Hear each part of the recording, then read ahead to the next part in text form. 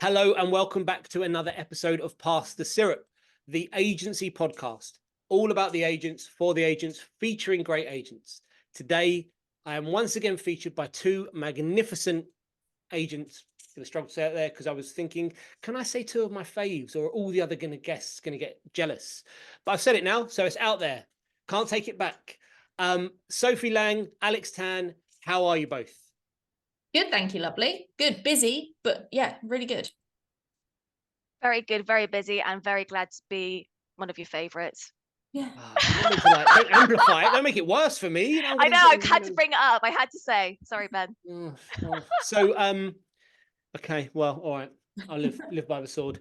Both busy. Good busy? Good busy. Yeah, absolutely good busy. Yeah, out the starting blocks for January. Very happy. Good. Okay, then I'm really happy with our start to Jan, our start to 2024. Long may it last.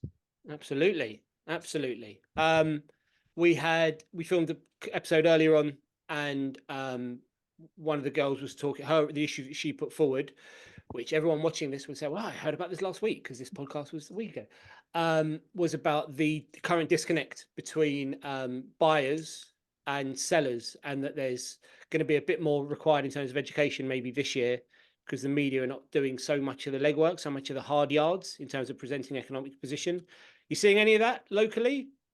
Yeah, our team have. We've been putting out social media content on our ultra local stuff about it to try and warm up valuations before we go out on the current market and realistic pricing, and trying to find out if they're, if they're looking to sell, or if they're, just on there for a laugh, which, some people are on there because they want a certain price. So yeah, we're having to do a bit more warm up, I think.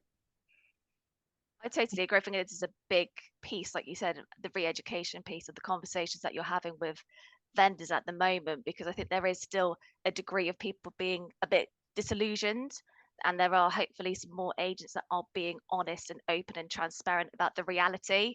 And I know there's constant debates on LinkedIn saying, walk away from the business unless you're actually going to be honest and get the correct price. Otherwise, we've got all of these properties overinflated on the market, and you're just managing it down. And the right move stats suggest if you go on at the right price, well, it's obvious anyway, it's not just right move saying it, but if you do put it at the right price, you are going to achieve a quicker sale. But I think we're just still in that limbo land where people are still trying to obviously telling the vendor what they want to hear rather than what they need to hear, and people just need to stop being so fearful and just be honest, quite frankly. No, I agree. I completely agree. Nirvana is what you've just described. Wonderful, beautiful, everyone acting appropriately, the moral compass is pointing in the right direction, we're all going to give great advice. But I've been saying that for like 20 years. Things, nothing changes. The market, is doing all of this all the time, and there's no such thing as a normal marketplace. It's always moving in some sort of direction, but the advice always still seems to be the same. I mean, I'm speaking from a London perspective. I've never worked anywhere other than London. But it's rife. We've got a large business that's sort of several brands, very large business, and their contract policy, we've heard, is now 26 weeks. Ouch, that's a prison sentence. Well, yeah, I mean, yeah, that's tax evasion. I can be out before you sold the house. Wow. So they have a very, very significant marketing department. They are able to generate a very high level of valuations. They have enormous social proof to confirm they are, the other human beings have trusted them with their most valuable asset. Why wouldn't you? The contract, as two property market experts, where do you land on contract terms? What do you think is appropriate? Does Property Mark have a position on what's fair for the consumer? I don't think they've got an official position, because it does depend on area. There's lots of factors that kind of come into it. I think from our point of view, if you're a confident agent pricing right, know what you're doing, then you shouldn't be scared of shorter tie-in periods, because you should be confident in your ability to do your job. So I don't think you should be afraid of shorter tie-ins. I appreciate you need a certain tie-in, because you need to be given also chance to sell, because some vendors seem to think you'll put it on the market and it'll be sold by the next day. But I think it won't. What? No, it won't. Funny that. Shocking. Learning, always learning. But yeah, so shorter, I just think 28 weeks is insane. I mean, surely if that went to some court, would be seen as unreasonable, in my opinion, especially for selling a property. I think, 8 weeks is more than fair. It Yeah, I doesn't mean, it seems instill insane confidence, to does it? us to hear. So we this particular business is well known for long-term contracts, but half a year. Mm. That just, where is the argument to say that if it takes 6 months, someone's doing something wrong? That, there's just no doubt about it. But what it looks like is it's an aggressive policy of getting them on high, give themselves a long enough period of time to work them down, which us cynical agents who have been in the game for a long time know that. But the average consumer, they're being, sound like my dad, hoodwinked a little bit. Choice of language. So yeah, I find that really interesting, and that I think, unfortunately, with the amount of competition in London, again, I can only speak about London, it's forcing people to take the short-sighted view that for my business to survive, I'm going to have to go toe-to-toe with the people that are overvaluing. Otherwise, I simply will never have a listing. They can't take the moral high ground. We're really, really lucky in the model we work and the price point we work at. We're not, the competition is just nowhere near as rife, so we don't experience the same trouble. But I really feel for some really good agents, and they're good agents, they want to do the right thing, but if they don't agree with the other 3 valuations that are 20% off on pricing, they're never going to do any business. It's a really tough position out there. Well, there's my content. I've created a little bit of content for us, and now let's fire over to you guys, because this is what the podcast is about. Sophie, kick us off. What are we discussing today? So I was going to bring up something. Actually, I had the pleasure of spending a day with Alex the other week we were on a training course together, and it came up about personality types, and more specifically the 16 personality types test, which you can take online for free. And we were talking about knowing, if you don't know yourself, you can't know your team or your customer, which I found really interesting. So I went away and did a bit of research with it. And I did my own personality type. I've never done that before. And it was scarily accurate. I was a logistician. So, I think the usual practical, objective, pragmatic, which obviously I'm more a lettings background than you guys being a sales background. So that's generally kind of where the kind of general rule, and then I went into great depths about how you work and how you deal with people, and then I got to think about our team, because our team's grown massively in the last 12 months, and we do get people that don't gel, especially on the letting side. Sales are a bit more easygoing because they don't spend as much time together in the office, I would imagine. And which is, so they should be out. But yeah, so we do quarterly staff training. We call them boot camps. It's kind of a bit of training. We focus on different things every time, really good. And so we're going to do it at our next one with the team, because I'm hoping that the idea is that the team will see why they're different from one another for a start, i.e. why they don't gel with so-and-so in the corner or whatever. But also it might make them think about their clients and why there's some clients they don't gel with as much, and personality types, and maybe there's different ways to communicate with different people. So an example, me and my business partner, Rhiannon Llewellyn, she's very Welsh, she's very fiery. She would be, what would be and I'm the more I don't want to say sensible. I don't mean sensible. Very sensible. Sophie, it's an attractive word. You're the you stay in your lane. You're sensible. You're selling yourself here, hon. She's a risk taker, and I will overview the situation more. But we work quite well, because then we balance. Like a perfect match. It works quite well, but it is quite interesting. I know I can speak to Rhiannon in a certain way and not other ways, because it won't match her energy and it won't work. So I've learned how to kind of, I suppose that you do that when you step into evaluation, right? You mirror the person you meet from their behavior. The hard sell won't work on some clients, but will work on others. But it's actually looking at it in a bit more depth. So we're going to do that with our team, and I think it'll be really interesting. And I put it on LinkedIn the other day, and it went a bit mad. How many people actually do this actually know this well and use this in their day work life, and then other people have never done it before and found it really interesting. It is interesting. So Ledbetter, right? Yes. Okay. So he's done some recruitment with us as well. So that's part of the recruitment process. Just want to correct you. Us Go on. salesy types. I was lettings, just so you know, for Shut Oh, our business was sorry, lettings for sorry, years and years and Ben. years. Sorry. Just so you know, Sorry. which means I'm Corrected. painfully logical and unemotional and horrendous to deal with in most walks of life. I'm just a charming, charismatic podcast host. Obviously.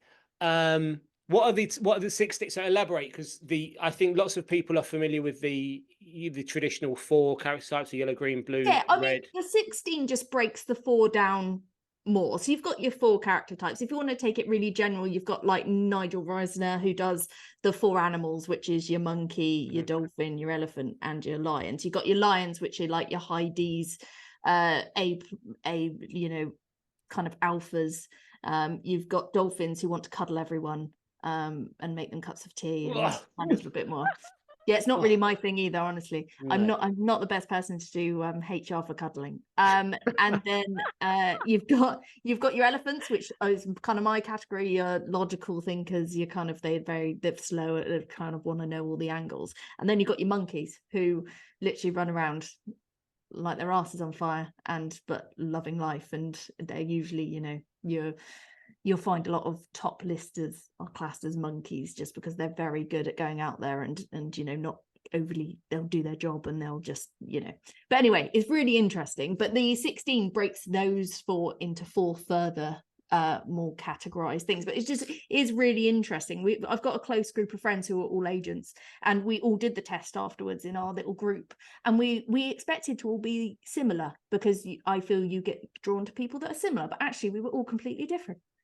And that was very interesting, because actually we all gel quite well. But it was really interesting to do it. I don't know, Alex, did you do it after the I didn't do it after the session, and it was so good to do that session with Simon, obviously you, because Sophie and I are notoriously meeting in the toilets at events. So at the Esters, the first time we met each other was in the toilets, and the next time we saw each other was at the Women in Estate Agent conference in the toilets, and then probably like I think it was like Property Mark 1 in the toilet. So it was nice to actually spend some time not in the toilets with Sophie. Sorry, just to explain, Ben, it's a bit of a joke between me and Alex. Yeah. Literally every time we've met each other in person, we have met in the toilets. That's our first interaction. Lovely. And cast eyes Thank on you. each other. So I thought we'd so share glad. that private joke with you and everybody that's watching. Yeah. But it's great, isn't it? I did it a few months ago in our senior leadership team, and I've done it before historically. And I haven't done the animal one though. I think I do sound a bit like a monkey in terms of like just out there, but loving life, you know. And I think it's such a great exercise to do, especially like you said, Sophie, with your team, because that's the foundation in terms of how you're actually operating and working with them day to day. But we also did something in Andrew's, at psychology of selling. So again, like you said, to branch out in terms of the different people that you interact with and how you have to tone things down depending on the actual profile of your customer. So I think it is so important to do. Like you said, I think you forget these things, and being able to take the time for people to actually realize that, because we talk about all of, you know, equipping everybody and educating people on sales processes and what we're doing and what we're presenting and everything, but actually not looking at the fundamental number one, the people. So like you said, it's one of those things that you've just said, like that I'm definitely going to revisit.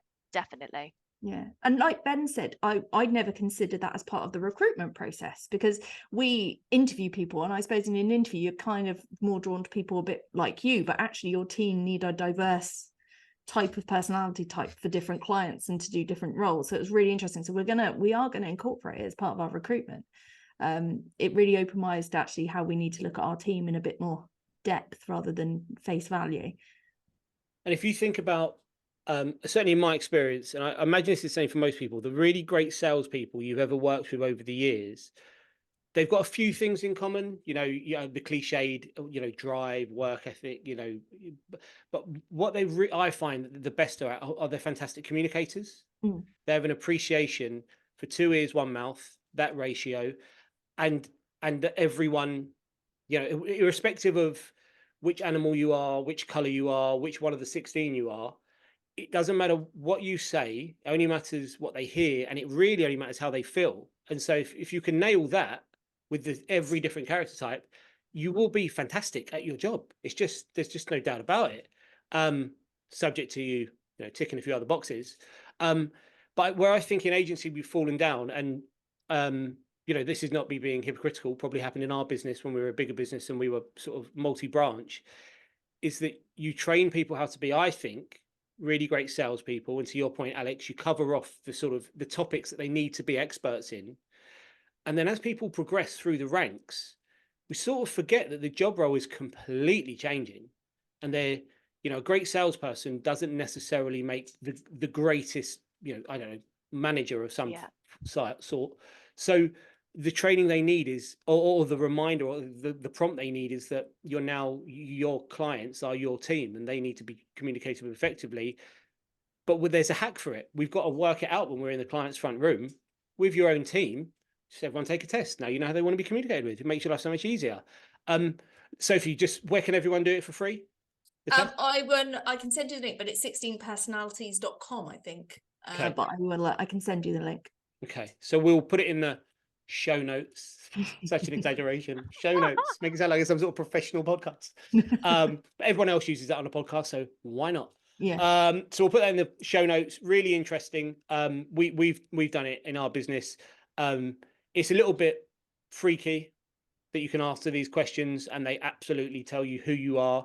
And it's quite funny when you get the outrageous alphas, because they don't like the truth, which is hilarious. I'm not that person. You're exactly that person. You're arguing with me about not being that person. That's exactly what so it's quite fun to wind people up as well, if you're that way inclined.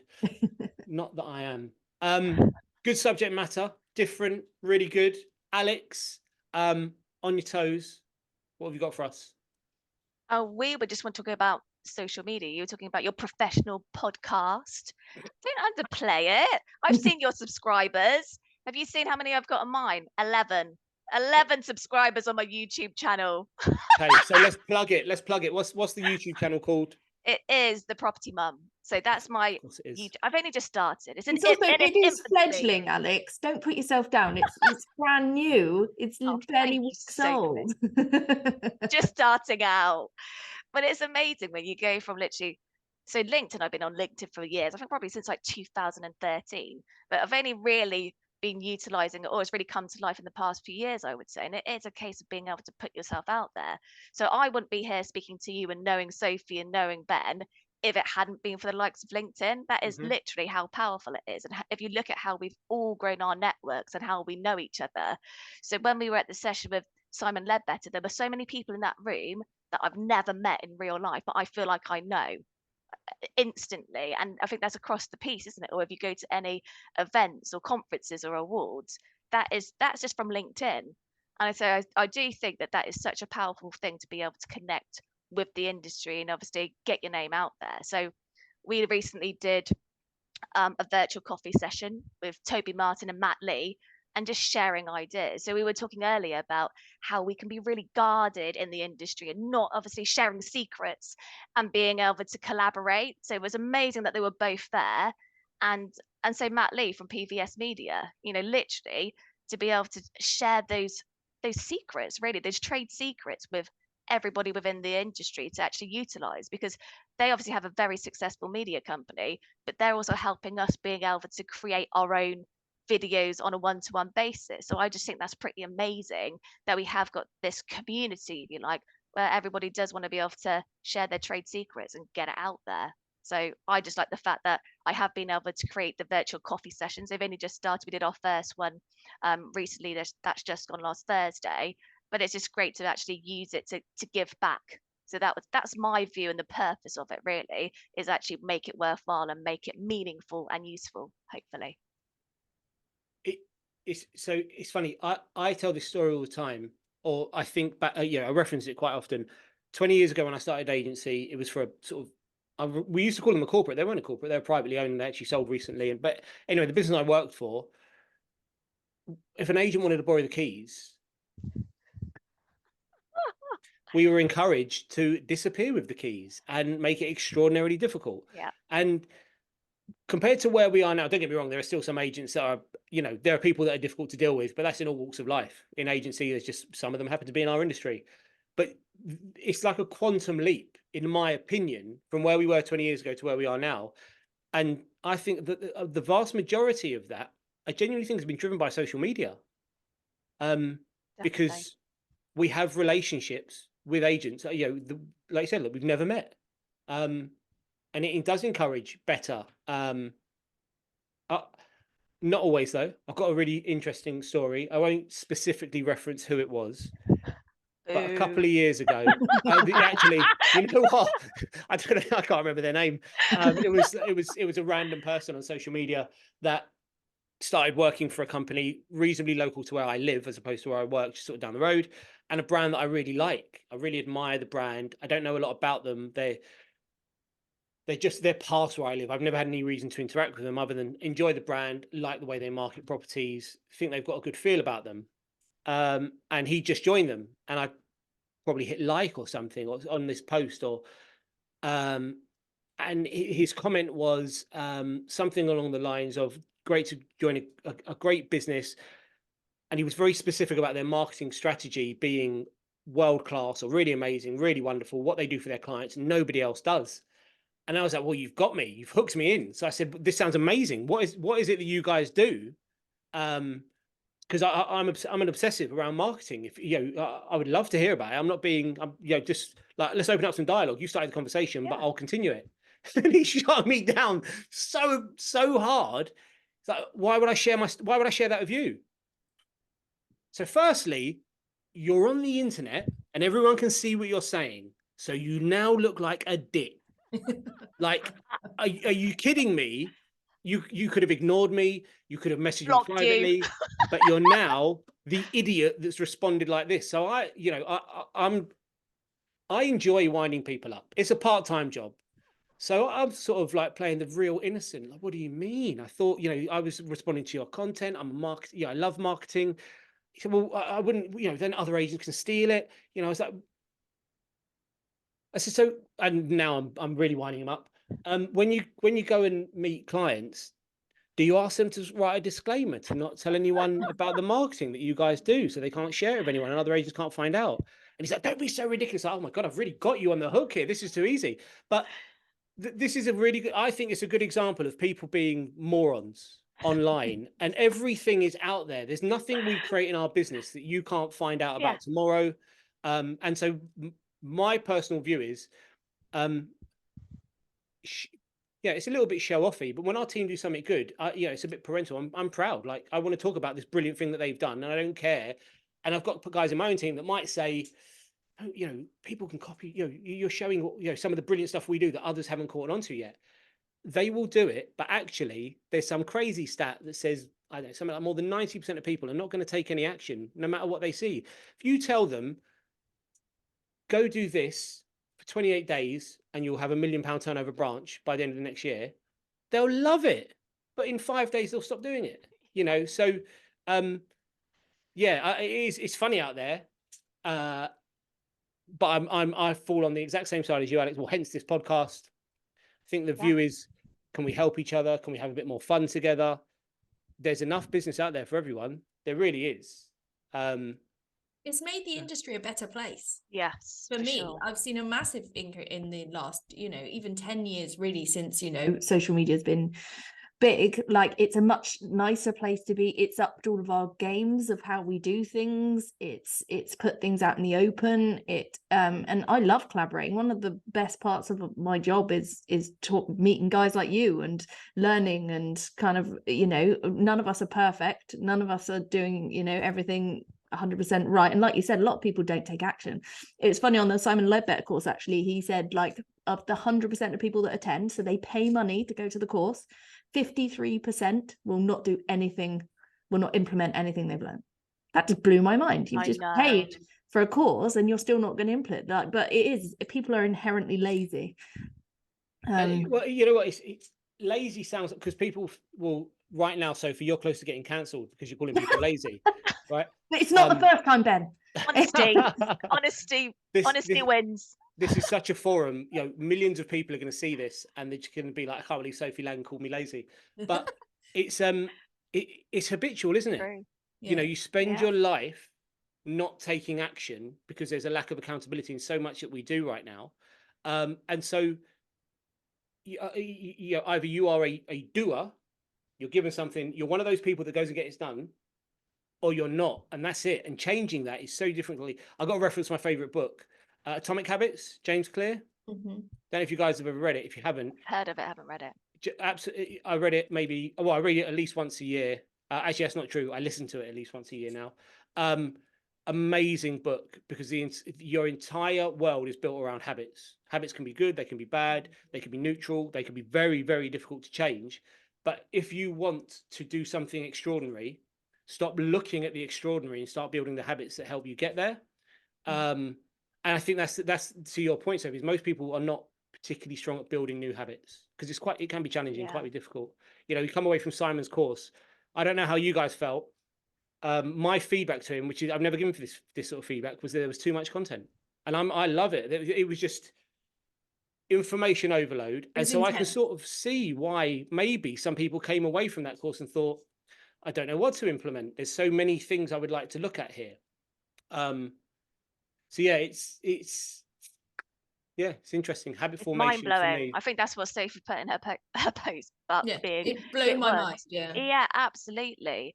I think that's the thing, isn't it? When you look at it and you think about how much content is there, but then you said about like the habits, and I think that comes back to like the social media element. It's just literally being consistent. It's not always going to be perfect. You're going to make errors, but if you just keep doing it and sending it out there, but with purpose, isn't it? Because they talk of, there's always that talk of being consistent, but make it interesting or funny or valuable rather than just for the sake of it.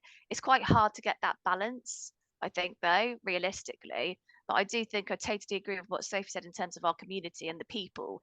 And there's so many people that I actually look at the property industry and the people within, and especially the people that engage with each other. And I think that you can see that from the guests that you have, really, Ben, because everybody that appears, I really want to watch those podcasts because I'm really interested to see them in a different dimension rather than just a post on LinkedIn. We do get to see them in conferences, but you have brought that to life. So I think that you really sprung board in terms of making it a real life community by actually having people and seeing their personalities, because you can get people being very, depending on who you work for, being very corporate or might be limited in terms of how they can portray themselves on social media. Whereas I think that you kind of offer that balance, which is great. Glad to be part of it. I think it's I think that's what people want, right? Authenticity. Yeah, you could smell a rat a mile off, and if they're not being authentic, it's not entertaining, it's not educational. There's a line, I'm wrong way around. That's confusing. Above average output, consistency and patience gets you long-term success, and I apply that to social media. You're so right. People see social media as a tick box exercise, don't they? I've just got to post today, and they don't give enough thought to it. And I don't physically post my social media content. It gets handled elsewhere. And some of the content around, we'll put up maybe an international property because people love the aspirational content. And I've just seen something got posted today, and it's I would never use that language. And I'm going to have to tweak what we're doing, because anyone who knows me well will read that and be like, Ben didn't do that. That's not Ben. Because I communicate online how I do in real life. I will use the exact same language, and I'll say to my guys, Daniel, don't ever comment on my stuff like that again, because you're an absolute liar. That's not who you are. Just be yourself. That's what people want. I'm not saying be abusive or just use normal language. It's so true. So true. I mean, I'll tell you what, the best engagement I probably get from my posts are when I talk about my failures. People love it. People are in a nice, supportive way, in terms of like being authentic, being genuine, being real, because you're not perfect. You're not always happy. Not everything's going swimmingly. And we do cock ups. Do you know what I mean? But I do. That's why when I'm very like when I am posting, that's what I want to come across as so that people would actually see everything. So I do think that when you do have those messages, you've got to talk about it, and people love it when you fail. I know, it's so strange. So on my end of year LinkedIn post, for sort of the crazy year we've had, there were loads of things that happened. Some of them wildly positive, some of them not so much. And one of them was that our 7-year-old got diagnosed with oh God, help me out. Oh my, what? Dyslexia. Dyslexia. Thank you. Blimey. I mean, See, there's definitely a joke there. I read your posts. See. But you know what? That's exactly so. Of everything that I posted, the word dyslexia probably came up more than any other word in 2023 on my responses because of that. So I got so much feedback on that. I got messages on my phone. I got voice notes from people, like, you know, all very supportive. Not many people saying, "Ha ha, your kid's got dyslexia." They're I hope not. supportive. No, Yeah, I mean, exactly. pretty extreme because, you know, I know who you are and where you live, and I'll find you and kill you. But no, supportive, helpful, and that's a really, you know, a real life example in the last 6 weeks of all the different things that happened. Nobody said, well, maybe some people did, well done, the business had an amazing year, because, you know, It it's doesn't much matter to more, them as much. That No. it's about what people can relate to, and yeah, things like dyslexia and conditions like you don't realize how many people do suffer with those things until you Yeah. talk about it. And it's the same with like mental health, or if you talk about it, people love it because they can relate to it, and they, you know, a lot of people can understand what you're going through. Whilst if you talk about what your business has done, they're kind of like, yeah, right, well done. yeah, exactly, yeah, because it sounds like ego versus honesty, Yeah. yeah, authenticity, then, Yeah. isn't it? Well, Okay, you're I so wasn't going to right. talk about this today. Sorry, Alex. No, go on. I was just going to say, like you said, people talk about LinkedIn's not Facebook. People that think that probably hate me because I put it like literally like that, like you said about your daughter with dyslexia, and I know that Sophie posted about sleeping, didn't you? And Yeah. and you see the engagement, don't you? Because you're human. Mm. These are actual problems or issues that people can relate to or have compassion for. So I do think it's about balance, isn't it? Not just like, oh yeah, I had a great year at work. Let's be real. Yeah. Let's be real. Tagline for the podcast. Let's be real. Right, I wasn't gonna.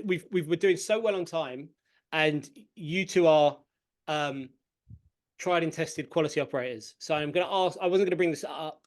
It's a new idea we've had, and I'll run it past you two and get some feedback in real time on a podcast. This is high risk. Brave, What am I doing? brave. Very. Well, it's actually it fits with what we're discussing right now. And Sophie, you mentioned mental health a minute ago, and so over the last 18 months, I've interacted with different people that have had mental health struggles. So not mental health illness, but people that are, you know, just experiencing tough times. I'm talking industry related. I'm in different WhatsApp groups and this group and that group, and yeah, I guess maybe 20 years in, people might call me or text me and say, what do you think about this? And it opens up some dialogue, and really they're struggling. So I could think of, well, now 4 instances where people have really been in a dark place and they don't know where to go and who to talk to. And I'm certainly not a counselor. In fact, as we said, I'm not a hugger. So what they get from me is logical reassurance that they know their shit, and we're all going through the same stuff. It's tough out there. It is tough out there, but let's put the plan in place. Let's just move forward one step at a time. That's my approach. I'm the manager of a rugby team who, you know, there's no plans. It's not softly. I'm going to help you get through it. But yeah, that I'm sure that's what lots of mental health professionals would say. Get out of the way. This is not your realm. Anyway, so the idea that I've been thinking about for a little while, because I think it's important. It seems like it's more common in men, or maybe men speak to me more. So men are coming forward and talking about mental health issues. So someone posted something into a group, really brave of them. Don't use the word brave very often, but they posted into a WhatsApp group recently saying, been struggling, this has been going on, I'm going to have a little change, do this and that. So I spoke to him and put the idea forward that has been for a while. So basically it's like so you've got women in the state agency groups, right? And there are 2 at the moment, and they're brilliant and they're doing great things. And I think they create, my perception is, it create a safe place for women to talk about things that maybe they don't want to in front of others. The issue you've got with men, and I know this from personal experience, is that we don't want to show weakness, especially in front of women. It's just how, you know, it's ingrained in a lot of men. So we're thinking about setting up something where men can come together, like a boys' club, and talk about mental health issues in a safe place, and they could do it if they want to. They don't have to, but I can think of at least 4 people, as I've said, that would definitely come forward and talk about their own experiences. In my head, it sounds like a good idea, but I can't think of the unintended consequences. Yeah, Alex, you're involved with Women in State Agency Group. Mhm. Based on your experience in that group, how do we make this work? I think for one, it's an absolutely bloody brilliant idea. It really is. And like you said, I think I think that's what I love about the Women in the State Agency group, is that you do have this safe place, so you can be vulnerable. And I'm not going to go into, men, women disparities in terms of the industry, but you probably even more so wouldn't want to be vulnerable in front of men because of that. You don't want to be disadvantaged in any way. So that's why it is a really safe place, and that's why people like it, because it sounds terrible, but men aren't actually allowed in the group. Somebody was in there and got booted out recently, actually. How did But they I think sneak that, in? yeah, I don't know, but they're out now. And I think that's the thing, that you can literally, it is got an eclectic mix of everything. So you can go in there for, again, just property advice. You can go in there if you're having a hard time, if you've got mum life struggles. It's such a great mix in terms of how that works, and it is that lovely safe place. And it's astonishing how much it has grown. And like you said, it's got its own conference now. And I think that's the thing, from a male perspective. I mean, what's your thoughts on it, from being the fact that it is obviously purely for women? Do you feel frustrated that you can't be a part of it, or there's not an equivalent? Because there's quite a lot of differing perspectives. So there's a few things. I think most groups, where they fall down is engagement with people that are not part of the group. Yeah. So educating people that don't know what it is, and that's in all walks of life. If you can educate people that are not your current consumer, bring it back to a state agency, there's a better chance of them supporting your business and your cause or your consumer base. So my criticism, and I've been quite open with it, is that women in state agencies do need to do a little bit more. And as it happens, like, press releases are so easy to come by. Speak to more. I've got a really good understanding now, because of this podcast and having them on and having you on and speaking to them. Liana was on the episode at 11 o'clock this morning. So I think there's an issue around educating people. People will make a natural assumption about what the group is, and then that will lead to let's reference Black Lives Matter, and the ignorant view is, well, all lives matter, but that's not the cause. That's not, because Black Lives Matter doesn't mean white lives don't matter. So there's something around bringing people together, getting everyone on side with the cause, and making sure that it's doing exactly as it intends to do, creating a safe place, but making, in this instance, you may say, making men part of the conversation, not being in the group. But like, I know Ian's on the is it the board, or and Ian is a really good mouthpiece to the rest of the industry, actually. Yeah. So that's probably a really great piece of recruitment to get Ian involved, because he will help spread the message in the right way. It's an interesting point, because so Toby Martin is always really eager and keen to get involved, and we met Chris Webb at Simon's session and he said, how can I get involved? And he actually, a bit like you really, Ben, there's actually a lot of men that want to get involved in some capacity. So I totally agree in terms of being able to see what can be done to make sure that we educate people and that everybody is involved. So with the conference, obviously, there's lots of men that are attending, which is great and really important. And having people that are on the board with, obviously, the likes of Ian, and we've got Simon from the Esters as well. So it is really key to make sure that we kind of keep that communication alive, because it affects everybody. But I think what that I will say, though, is to be wildly authentic, is the Women in the State Agency Awards at the Esters, I'm confused by. It feels like, to me, and again, it might be an education thing, although I have asked questions, is that we've now created a category for women to win awards that men can't. And that, to me, feels, maybe that would be a step backwards.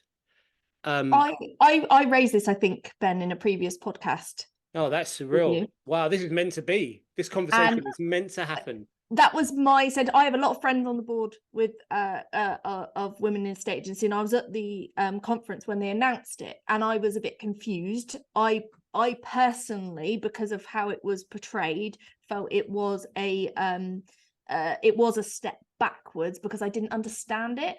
Because to me it was, women can't compete in the main category, so they have to have their own. And I didn't want to be in a category of my own. I want to be up against the blokes, because gender shouldn't come into customer service.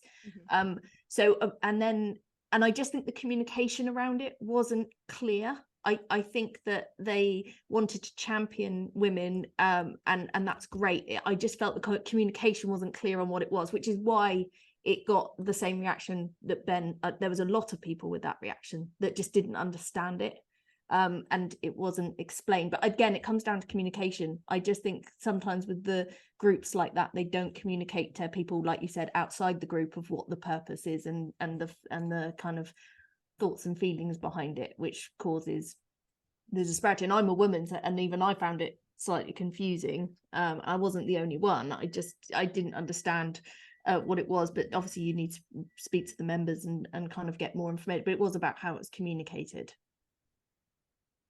in my thoughts. But going back to your male group for mental health, I think that's amazing. Something you might want to look at is something down in Cornwall. They've started a small charity called Man Down. Oh, I saw it. Did you see the video? Yeah, Is so amazing. powerful. So it went Oh viral. my So God. Ross, who appears in that video, is someone I know well. He's a local guy, and he started the charity. Yeah, did not watch that video whilst you're cutting onions. Yeah. That is And they do it through, so my husband's been to a couple of their events. They do like fishing, and like, I know it's like, you know, but it's trying to get men into a room where they're comfortable to discuss those issues. And it is difficult because men are less, statistically, men are quite high rates of suicide, but less likely to talk about it. Yeah. And our industry is high pressure. Regardless of which bit you're in, it's high pressure. And as an anxiety sufferer myself, it's interesting when you start talking about it, because then people start telling you about their experiences and you realize you're not alone. Yeah, it's the highs and lows, isn't it? This industry can be really challenging. There's very I mean, there is consistency. I was going to say something incorrect there, but there are so many highs and there are so many blips. And yeah, I as at our last business, I don't remember us having many conversations about mental health at all in the 15 years we had that business.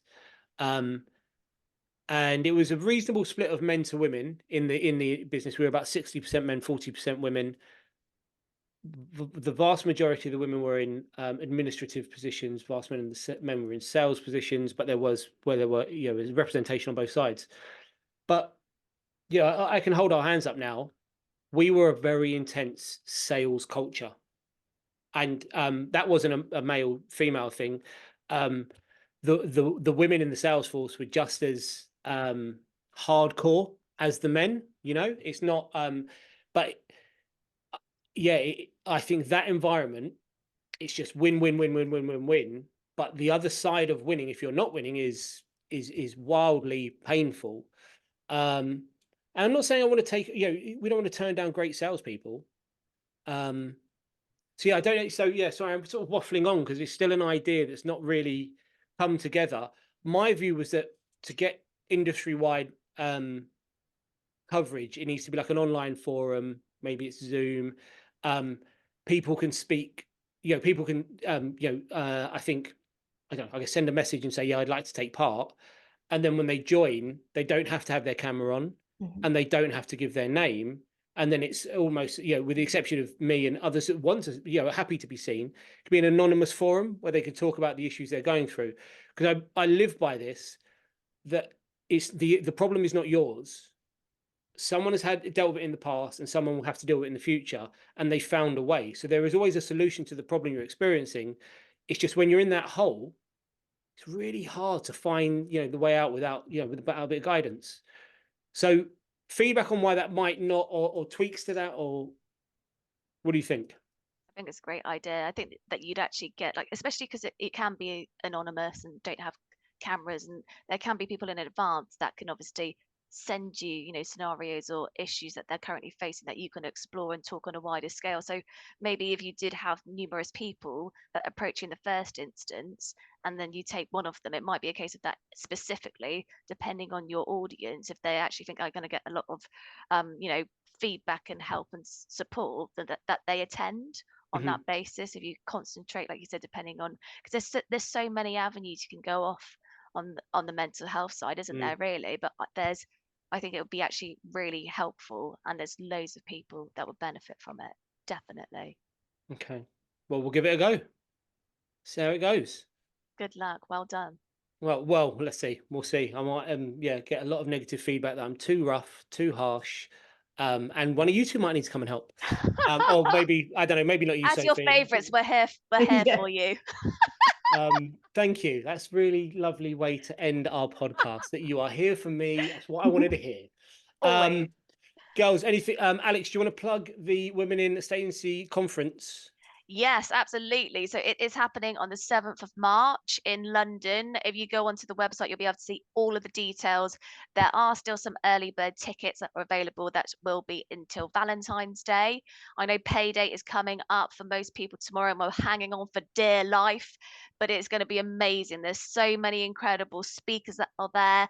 And if you love all our industry people, there's some really amazing people that are attending as well. I'm actually really looking forward not only to the content of the day, but seeing our industry friends. But it's going to be amazing. And there's like an after party as well with a few drinks and bevies, which is always good. So I hope to see you all there. Are you going, Ben? Maybe. Come on. As someone who went last year, I would highly recommend it. There was 35% men last year, I believe, was the Is that stat. the total? Last year, and it was probably one of the best conferences I went to last year. Yeah. For content, it was just a different spin on everything, and yeah, it was really interesting. Yeah, I mean, from a male perspective, I'm happy to be the only man there. I can live with that. I'm very comfortable in the company of women. Very interesting parenting from my mother, but it's worked out quite well. But what I was going to say, sorry, Alex. So today is the 14th of February. Oh, just sorry, of checked. course. Oh, okay. I've just Today is the realised. 14th. Thank you, Ben. See, ever the professional. Today is the 14th of February. So make sure you get out there and buy your ticket now at the discounted early bird rate. Yes, absolutely, 100%. If you're going to and we will buy, see you if you are there. going to go to a conference, always get the discounted rate. Absolutely. And if you are going to go to a conference, definitely attend this one. Last year it was amazing, and this one's set to be even bigger and better. Wow, she's a hype girl, isn't she? There you go. Everyone's going to be showing up. You better live up to the hype. That's good stuff. Okay, ladies, it's been fantastic, as I knew it would be. Two of my faves. We're going to hand over to Watkins, and I'm going to prepare to get a load of abuse on the 15th for saying I've got faves. So, life is good. Thanks for coming on, girls. See you soon. Thank you. Bye. Success isn't the key to happiness. Happiness is the key to success. When you're doing something that you're happy doing, you'll be successful.